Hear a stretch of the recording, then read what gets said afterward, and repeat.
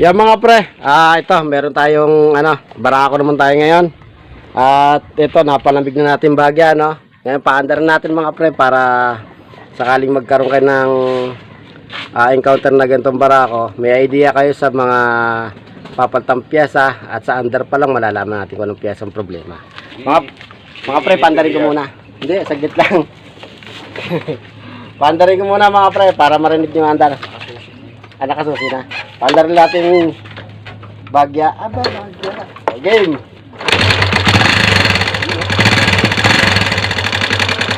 Okay. Yung mga pre, kung naririnig yung ingay, no?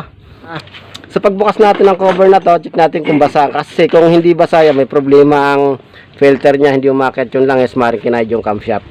Ganun dapat pag tumingin tayo. Dapat lahat check natin. Alright, buksan yan. Yung mga pre, nabuksan na natin at siyempre, unang-una napansin natin, hindi basa, no? Dapat basa to. Pero paanda rin natin na open to, tingnan natin kung maglalabas ng langis. Ngayon pag hindi naglabas ng langis, bubuksan natin yung camshaft, tingnan natin yung kung ano may problema. Pag chinik natin dito mga pre, ayan. Pag tutulak natin mga pre, di ba, pag gina natin, medyo lawlaw na, no? Ito, ididin pa natin mga pre, pakanan. Ayun, no? Okay? Ibig sabihin, stack up na yung kanyang tensioner. Ayun, no? Ayan. Ay, teka, may napansin pa akong kalog. Ayun, mga pre. Pati yung nito mga pre, may tama. Yung bearing. Ayan, no? Bearing ng camshaft. Ayan, no? Kalog na. Okay. Tensioner at saka bearing na camshaft, checker natin pati rocker arm. Kalasin natin na ito mga pre dahil nga kalog siya. At ito na mga pre, nakalas na natin at yun ang problema mga pre. Ito tapos ayan, kita nyo ba, ayan, walwal na ang ang bushing nung butas nung lagay ng ating camshaft ng barako to. At ito yung kanyang camshaft, kahit na mga pre. Ayan, pati yung kanyang rocker arm, wala, palit na to, lalim na. Yan. Tapos chain guide bali, tapos tensioner may problema. Ayan, okay. Ngayon umalis yung mayari at kinuha yung piyesa niya kasi may isang bush yung makina doon sa kanila, siya yung sasalpak natin dito. Ayan.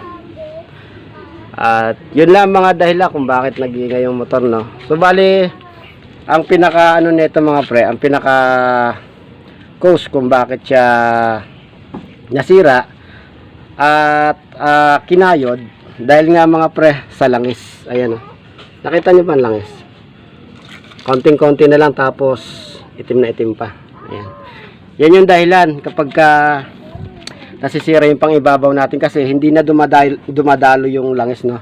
Bagamat may dumadalo, konting-konti na, hindi sapat, kaya kinakaid niya yung katulad niya nito at saka yung camshaft, rocker arm, nagkakaroon ng problema. Malamang sa malamang baka black nga nito may tama din no? Sana wag naman kasi medyo malang black nito. At yun, mga pre, para maiwasan natin ang ganitong problema ng ating motor, no, alagaan natin sa langis.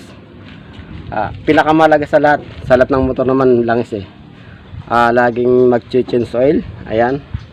Tapos laging i-check kung may langis pa bang makina o wala na, para tumagal yung buhay ng ating motor, Ayan.